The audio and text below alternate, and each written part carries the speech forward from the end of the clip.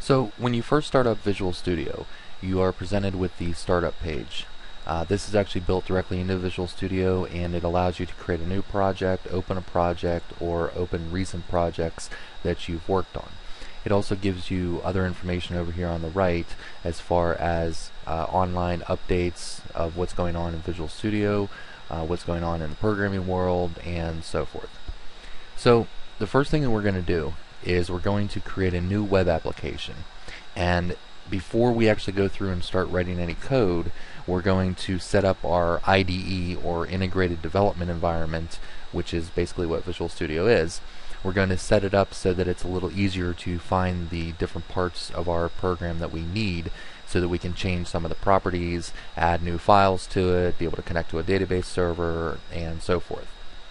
So the first thing we want to do is we're going to create a new project, and you can either do that by clicking right here on the start page, or you can just go File, New, and then Project. We don't want to do Website because that actually sets things up a little bit different than the way that I'm going to show you. You can do that, but just for purposes of this video, we're going to go through and just create a new project. So once you click on Project, it brings up a whole list of different projects that you can go through and create. Over on the left hand side, you see the different languages that you can use. You can use Visual Basic, Visual C#, Visual C++, Visual F#. You can create database projects, whole different types of projects that you can create. Under Visual C#, which is what we're going to be using, it also breaks it down into Windows applications, web applications, Office applications, which are basically add-ins for Excel, Outlook, PowerPoint, different things like that. Right now what we're going to be focusing on are the web applications, but there again, we're not actually going to select an ASP.NET web application. What we're going to do is we're actually just going to scroll down, and under Other Project Types, if you click the arrow next to it, you'll see Visual Studio Solutions. So what we want to do is we just want to create a blank solution. Now before we do that, right up here at the top, you're going to see a drop-down box for different versions of the .NET framework that we can target.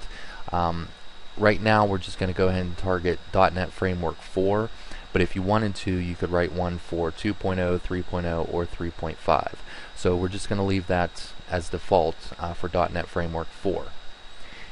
When you create your solution, you have to give it a name, a location, and then it automatically gives it a solution name. So down here at the bottom, what we're going to do is we're just going to type in my first website.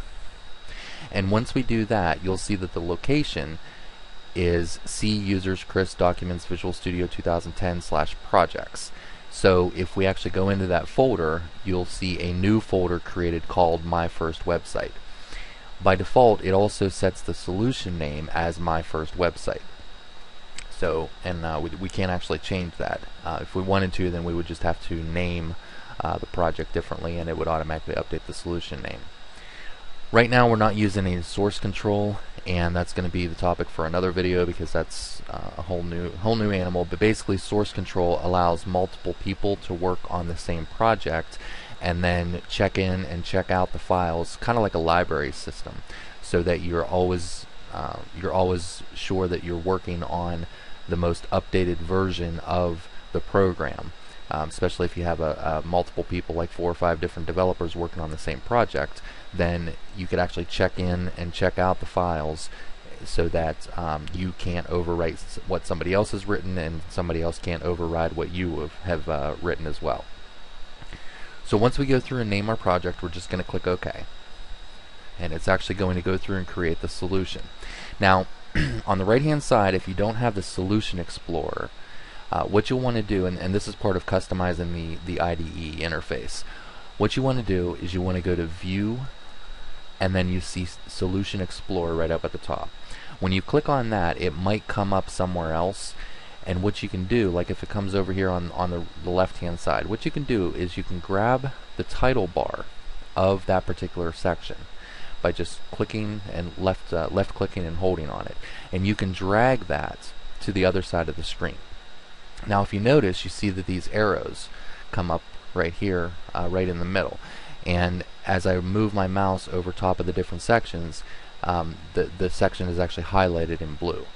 So you can actually customize quite extensively. You can customize how everything is displayed in the IDE, and be able to move things around however it makes it easier for you. I'm actually just going to leave the toolbox over here, so we'll just put that right back over there. And if you look down at the bottom, you also see 3 different tabs on mine. I have the Solution Explorer, I have the Team Explorer, and then I have the Class View. By default, I'm usually on the Solution Explorer, because that's where my solution actually is, and then all of my project files and everything will be listed right underneath here with the little plus and minus symbols.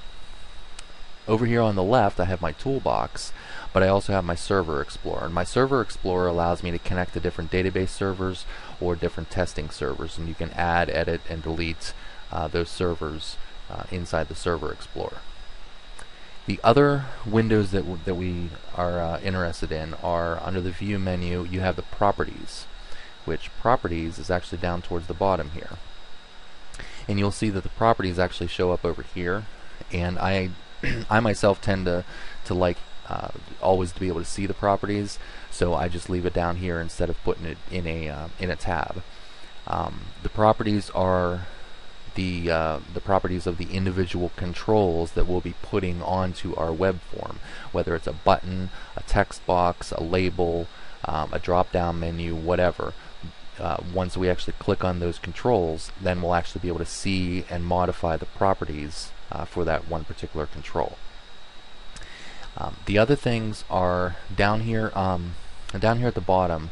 You can see I have the error list, the output, and find symbol results. I always like to have the error list up there, because whenever I go to actually build the project, if there's any errors, then those errors are actually listed up underneath this section right here. And you can turn on and turn off visibility on errors, warnings, and messages. Right now we're going to be most concerned about the errors, because those are what's going to prevent us from actually testing our website. But the other ones that we also want to put under there, they're also under the View menu, and they are, if the output isn't there, you want to put output. You also want to put task list, and task list is basically a list of different tasks that you need to go through and complete. We also see, let's see here, command window, and that's under other windows. You see command window, so we want to put command window under there. That way we can actually directly enter commands into this command window, and we'll be able to modify or start different parts of our code as we go through and write it. So the most important ones are the error list and the task list. And then the output is also important, because the output is what's going to tell us as it goes through and builds our project. It's going to give us a line-by-line view of what exactly the compiler is doing and where it's putting our files, so what directory it's putting our files into. So that's the main thing. We have our toolbox and our Server Explorer on the left, and I usually keep it on the toolbox because that's where all the controls are going to show up once we actually start building the website. On the right hand side we have our Solution Explorer up top, and then we have the Properties window in the bottom, and then down in the middle we have the error list, the task list, the output, command window, and then find symbol results. And you might not have find symbol results right off the bat, but if you ever need to find anything in your code, you might have thousands of lines of code and you need to find a particular line or find a particular thing that you typed, then you can just use the Control F key sequence to be able to bring up a window and type in what you want to find, or you can do a Control H, which would be a find and replace.